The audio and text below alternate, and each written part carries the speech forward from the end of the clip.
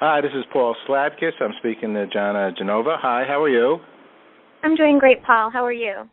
Okay, Samadhi for peace. With our breath, we create peace. Meditation for creative development.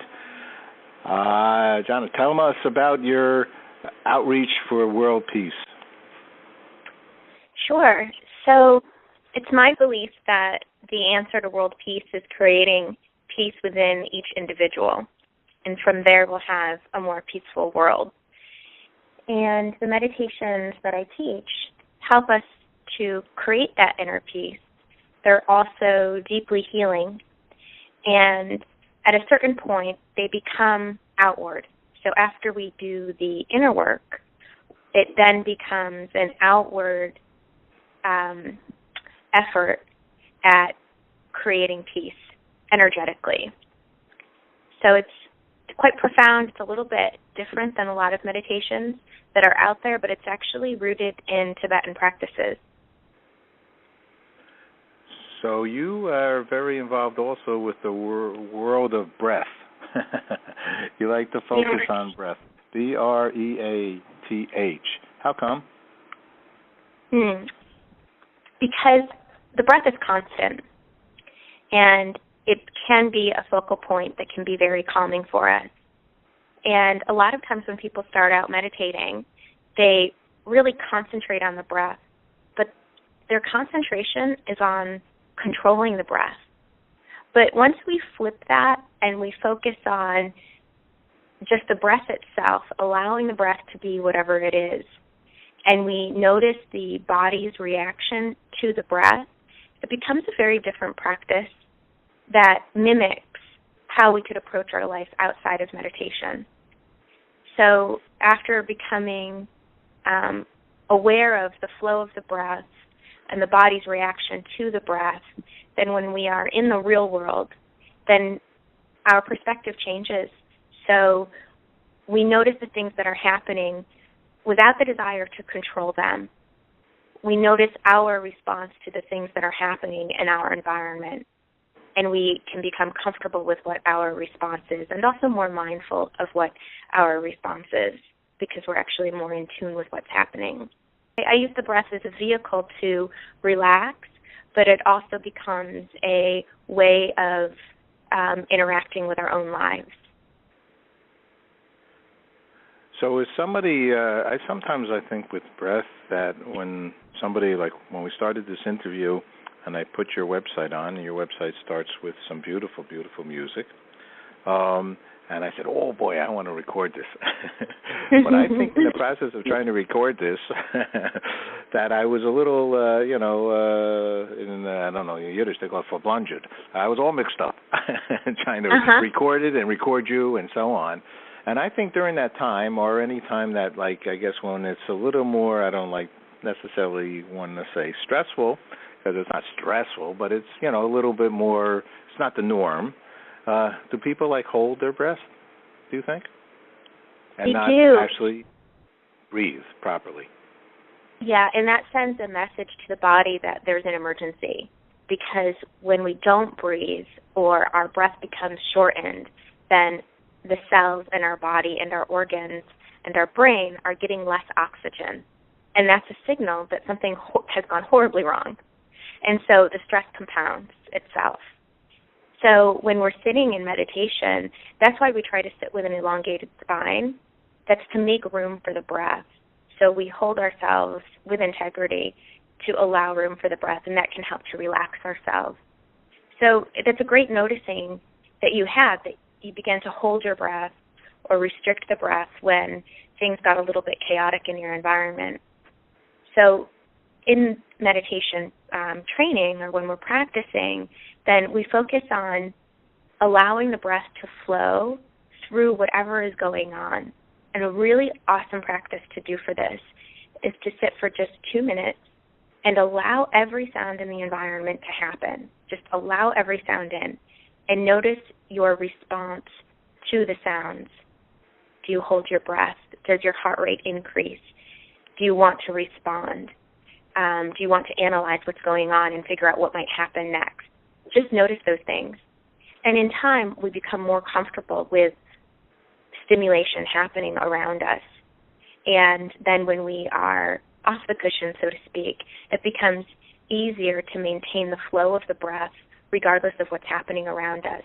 So our stress response doesn't kick in because our body is getting that oxygen that we need. And there's really no signal to our body that something has gone wrong. You know, it's also good news is we're all breathing the same air. Many of us at the same time, worldwide. Yeah. That's an interesting phenomenon, isn't it? You know, it is, and that points to the interconnectedness that many people begin to notice after meditating for a long time. So we're all connected, and we're all dependent on each other. None of us exists totally separate from anything else. So once we realize that, then we become more mindful of the choices that we make, and we realize, oh, I'm breathing this air. This air is important to my survival. Wait, it's not just my air. It's not just clean air for me. It's clean air for everyone. I have a responsibility to be kind to Mother Nature, to make kind choices with my consumption and the purchases that I make. It's also a great way to connect with other people. So long before I started teaching meditation, I worked in finance in New York, and I was, for some reason, just always sensitive to other people's heartbeat and the rate of their breath. And I would notice when my boss was getting agitated, even before there were outside signals that other people might notice, because I was just really in tune with the flow of his breath. And he's someone who was a top negotiator at a private equity firm. So he's used to holding his cards close to his chest and was really, really good at that. But I could sense when there was an upset in the flow of his breath, as well as other people. And I would use the flow of my breath to help calm the situation. And that's something that we can do in our own relationships, whether it's professional or personal. Becoming aware of our own breath helps us to become aware of the flow of the breath of someone else. And we can detect when things are going off track and help to send a calming energy into the space. And that will help to diffuse any agitation that's arising before we engage in the words that might be a part of the conflict resolution. It's very powerful because we nip it in the bud. I like it. I believe it. Big time, I believe it. And you have some workbooks you've written. Tell us a little bit about those, and can people actually buy those, or how can somebody learn more about what you do? So the workbooks that I've written are support to the meditation programs that I teach. One of them is a 30-day introduction to meditation course. It's called Intro to Meditation. And in it, there are morning and evening meditation guides, as well as guided journaling to help you track your progress and understand your progress. And you can get that one by signing up for my Intro to Meditation course called Liftoff. And all of the information is on the website. I'm actually starting one session of that this weekend. It's pretty cool. All of my classes meet online. So it's a kind of like a video conference. We can see each other, and there are a maximum of 8 other participants. So it's a small group, and there are a few class times to choose from. So it's just like going to SoulCycle. You book the time that you want for that week, and you show up in front of your computer, and we have a 45-minute guided meditation session. We do that once a week, and then you have this workbook that supports your daily practice. And then I have a few other programs. One is called Create Happiness, and there are 3 levels to that, 30 days each. And that's for someone who wants to not only learn meditation, but move into integrating the meditation into their life and the direction that they'd like to go in. And I've had people say, well, you know, happiness is an inside job. That's exactly it. It's working from the inside out. And then the next workbook is for I call it the Jedi training, and that's an advanced program after you've been able to sit in meditation for at least 20 minutes twice a day for some time. Then you're ready for working on the healing mechanism that can be a part of meditation and a heightened awareness of energy. What do you think about the animal kingdom and breath? Oh, interesting. What's your observation? Because I believe you have a bull mastiff. Is that a? I do. Is that a doggy? He's a dog. He's a great. Is she a dog?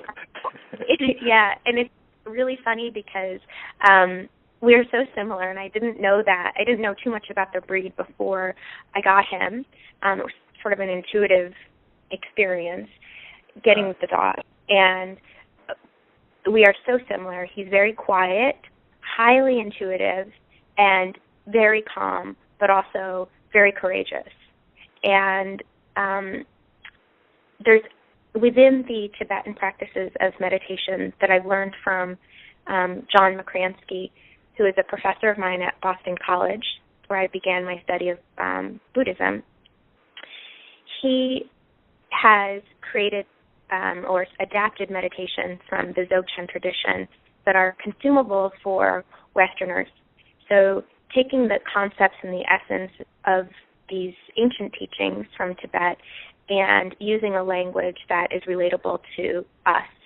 And he is, I believe he was raised Jewish from the East Coast, college professor, has young children, so really gets the people who are here in the West who are doing his meditations and presents it in a way that's really easy to understand. And in these meditations, we bring to mind a benefactor. Benefactors are those who hold us in a wish of love.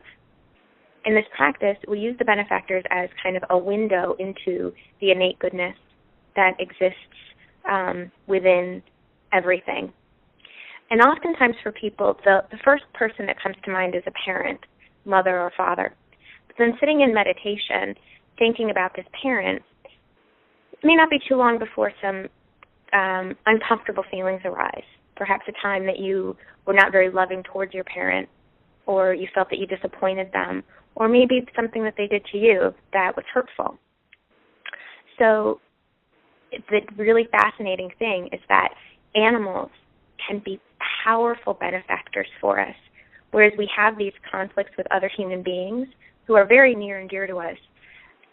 Thinking of an animal as a benefactor, the love that we feel from them and experience with them is so unconditional that for most people we can sit and think about that benefactor, think about the energy of our pet, or even if we're sitting in a park and we have a moment where a squirrel kind of approaches us and we're just sitting in the energy and awe of this animal coming up to us, or even at a zoo,